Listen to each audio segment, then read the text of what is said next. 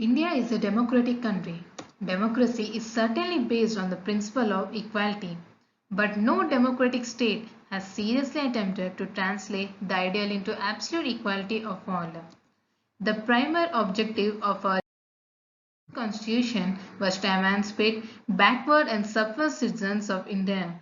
Unfortunately, Indian social system has centuries of perpetrated social and economic injustice for weaker sections of society, and they have always been set apart from conventional national life.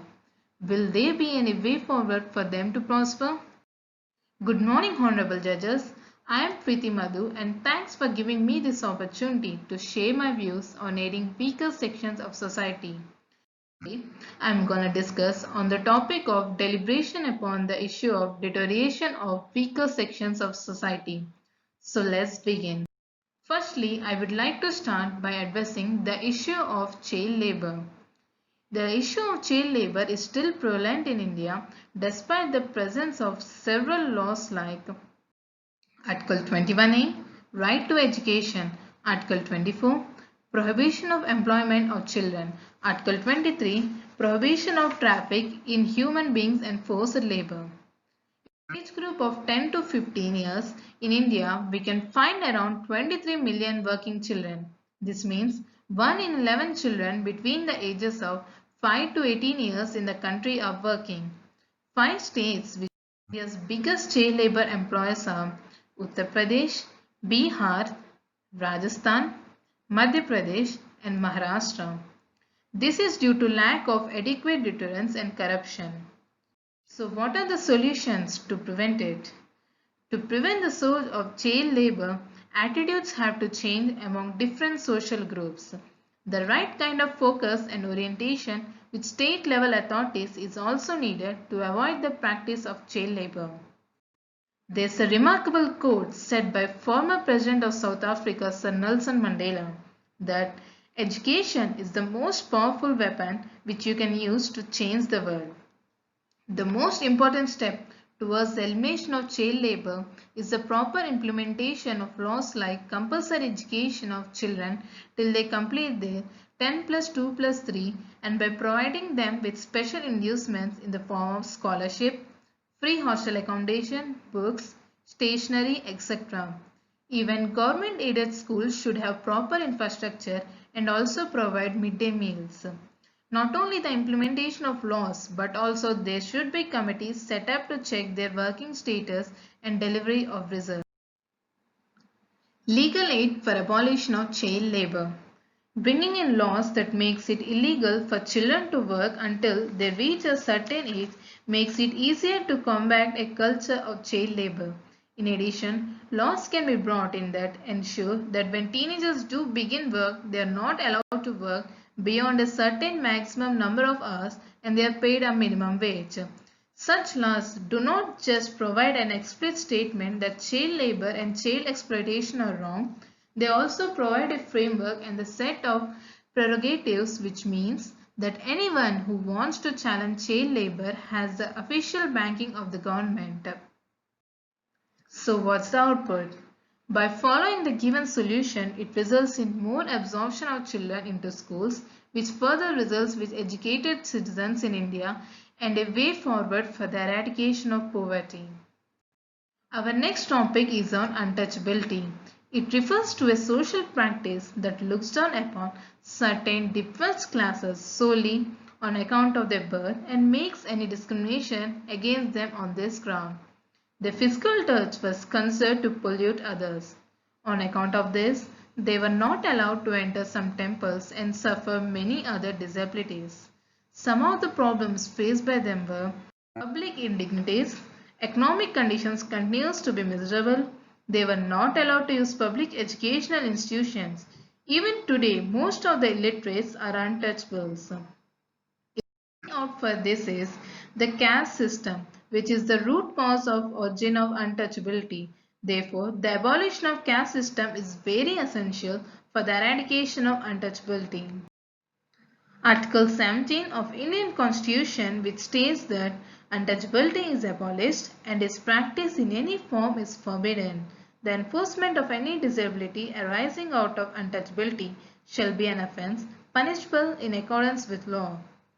Whenever a fundamental right contained in Article 17 is being violated by a private individual, it would be the constitutional obligation of the state to take necessary steps to interdict such violation and ensure that such persons should respect the right. Should be given vocational training in various crafts and technical skills, and financially should be assisted to start small scale and cottage industries of their own. They should be given ample housing facilities so that they develop their living conditions. The government, while improving the house conditions, should also provide new houses to the houseless. Along with government services and employment facilities, reservations of vacancy for them should be made in all industrial enterprises. Legal aid for abolition of untouchability. The people who are supposed to be the beneficiaries of those laws are illiterate and ignorant about any legal measures aimed at their protection. Also, being at the bottom of society, the untouchables have no political clout and no money to buy any influence in society. A great deal of courage is needed to seek help from the law. Poor, illiterate, and ignorant Dalits prefer to suffer atrocities and indignities rather than challenge high caste people's oppression. Laws can help check atrocities if they ensure with the enforcement of the law sincerely implement them.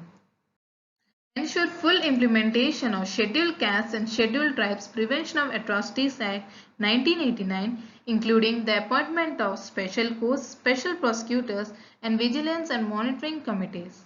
Provide training in proper procedures under the Act to judges and prosecutors charged with trying atrocity cases.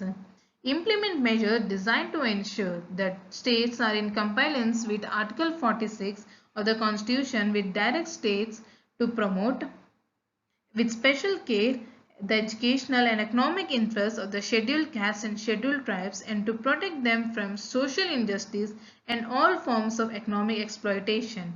Take immediate steps to prevent further violence and social boycotts and other forms of discrimination against Dalits and to investigate and punish those responsible for attacks and acts of discrimination in affected districts.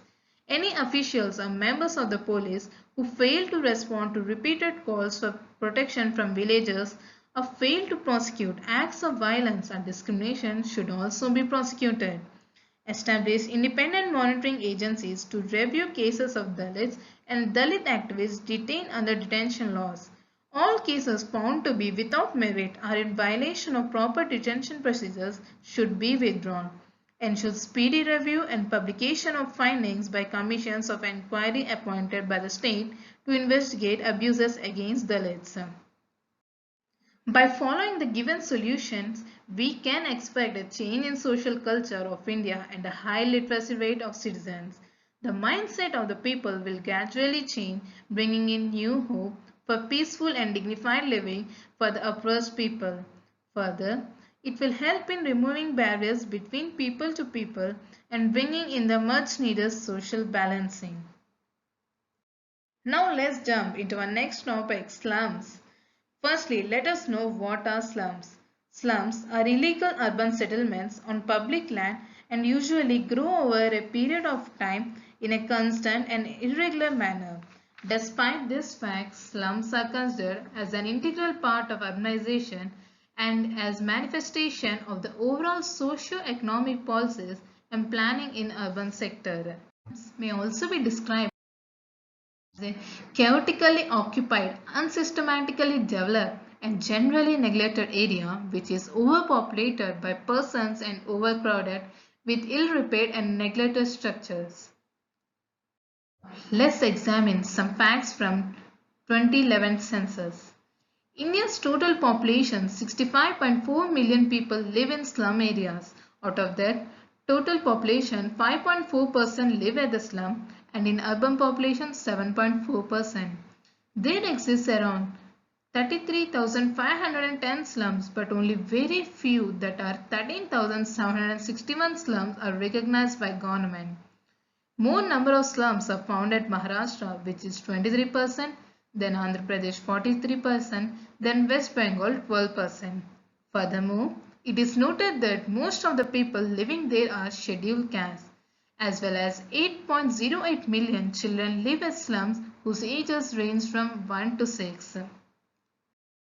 Reasons behind growing slums. There are natural byproducts of urbanization, especially in a labor surplus country like India. Delayed procedures for land development forces people to stay in congested areas, which further leads to the creation of slums. Population explosion and poverty force the urban poor to live in slums, and that leads to an increase in size of slums. One of the reasons is lack of efficiency of urban local bodies coupled with unplanned city management. A lack of political will for developing slums can also be seen, as slums provide cheap and steady labor to political practices. So, what are the solutions? The slum dwellers are often denied electricity and sanitary facilities on the ground that their occupation is unauthorized, and quite often their huts are razed to the ground and they are evicted by the local authorities without offering them any alternative facility. The plight of these unfortunate evictees, comprising women and children, is indescribable. So, what can we do to develop them? Poverty is the most significant reason behind the creation of slums. So, the issue of poverty must be addressed first by policymakers. Steps should be taken such that a higher and more stable income be made accessible to slum dwellers through their employment in productive jobs. Unutilized space. Sometimes municipalities quote that this area doesn't come under the municipality because this is a higher level problem. Center and state should work on it. We can take Brazil as an example where the unused land piece can be used by others to go and utilize it. But we have an act in India to provide for the eviction of unauthorized occupants from public premises and for certain incidental matters known as Eviction of Unauthorized Occupants Act 1971, which does not permit a person to utilize the unutilized land. Awareness steps to educate the poor people about family planning that will not only help in financial assistance but will also help in population control. Adequate data should be gathered by conducting various studies before the formulation of any policy. Steps should be taken such that a higher and more stable income be made accessible to slum dwellers, their employment in productive jobs. Legal aid for slum people. Presently, there exists no legislation affording any protection to the slum and pavement dwellers in the event of their being evicted from these slums or pavements by the local authorities, apart from the fact that there is no social security scheme designed to rehabilitate them on their eviction. It is unfortunate that while a number of states have enacted legislation which has addressed the problem of slums, none of this legislation touches the core of real problem of rehabilitating the evicted slum dwellers or pavement dwellers who are roofless and shelterless. It is therefore recommended that a central legislation be enacted providing that notwithstanding any provision contained in any law, slum dwellers shall not be evicted without providing to them alternative accommodation by way of a site for shifting their huts or other accommodation or facility so as not to render them shelterless or roofless. Such alternative accommodation, site or facility offered for rehabilitation shall be within as short distance as may be reasonably practicable, having regard to the circumstances of the place from where the slum dwellers are sought to be evicted. Opportunities in urban centers that pay well have the potential to generate a healthy and sustainable lifestyle that can be made. Developing slums also trigger local economic development, improve urban mobility and connectivity, and integrate the slums, which are enormous economically productive spheres, into the fiscal and socio-economic fabric of the wider city. These acts as one strong mechanism for reversing the socio-economic exclusion of slum dwellers. Now let's focus on our last topic, that how can farming, ecological stewardship and sense of place play central roles in efforts to alleviate poverty.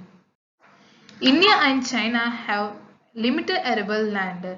China has about 120 million hectares, whereas India has about 156 million hectares. With the increasing population, we have to also take care of food security, that we have enough food, enough fodder for animals to feed, and fiber. But in food security, China is doing well compared to India. Why and how? Let's look at some facts. Irrigation cover. China's irrigation is 41% of the country's cultivated land, while India's irrigation cover is 48%. Total sown area. China's total sown area is 166 million hectares compared to India's gross cropped area of 198 million hectares. Both our countries are using modern irrigation methods, high yield seeds, fertilizers. Properly upon that, in India we have more irrigation cover, sown area is more, but in spite of that we are lacking in agriculture output. Even though China has less land under cultivation, its agriculture output is valued at $1,366 billion, which is more than 3 times that of India's agriculture output, which is $407 billion. So let's discuss some of the main reasons behind that why India is not able to yield more. We spend less on research and development, whereas in China they spend more on AKIS, that is Agricultural Knowledge and Innovation System, in which comes the study of agriculture, research and development. Furthermore, also on its extension, livestock, poultry, horticulture. Through AKIS, they have spent $7.8 billion, which is 5.6 times more than India funding on research, which is $1.4 billion. Then in China, more impact is on investment rather than subsidies. Because agriculture is a weak industry which is often influenced by the natural and economic environment. Because agricultural production would be always in huge fluctuation without any intervention, subsidy policy is one of the government intervening measures that could keep the stable agriculture production and market. But if the government wants to encourage farmers to improve agriculture productivity through the subsidy policy, they would get the opposite result, because subsidy policy has no function to increase the total factor productivity as long as the subsidy is related to the acreage. So, in order to increase the agriculture total factor productivity, promoting the investment in research and development of agriculture and enhancing the technical progress in agriculture would be better way than the subsidy policy. There is a lot of evidence that agriculture can contribute to poverty reduction beyond a direct effect on farmers' incomes. Agricultural productivity can therefore be seen as a first step or engine of growth leading to greater income for a country.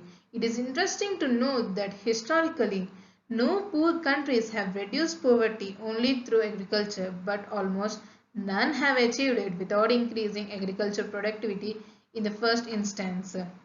Poverty elevation. That how much poverty is eradicated. A study suggests that in India, by spending 1 rupee in research and development, our GDP increases by 11.2 rupees. So by spending 1 million rupees, we can eliminate poverty of 328 people. And impact on other sectors?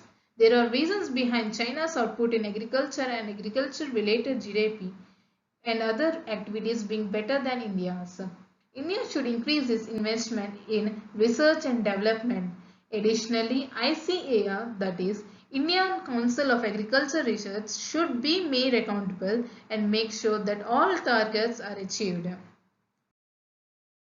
A way forward.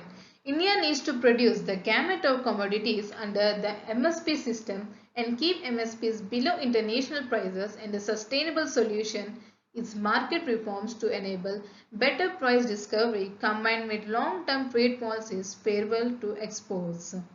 The most effective and least distortionary way to support farmers would be through direct benefit transfers on a per hectare basis and free up prices from all controls. Development initiatives including infrastructure, technological innovations, farmer-friendly policies, and institutional mechanisms can increase the agriculture growth and farmers' income. Technology can also help to reduce yield gaps and thus improve productivity. The water use efficiency can be improved significantly with better use of technologies that include drip irrigation. By following these, farmers will be able to provide an affordable, safe and healthy produce to all alike. Another advantage is that large productivity of food is possible with less amount of land.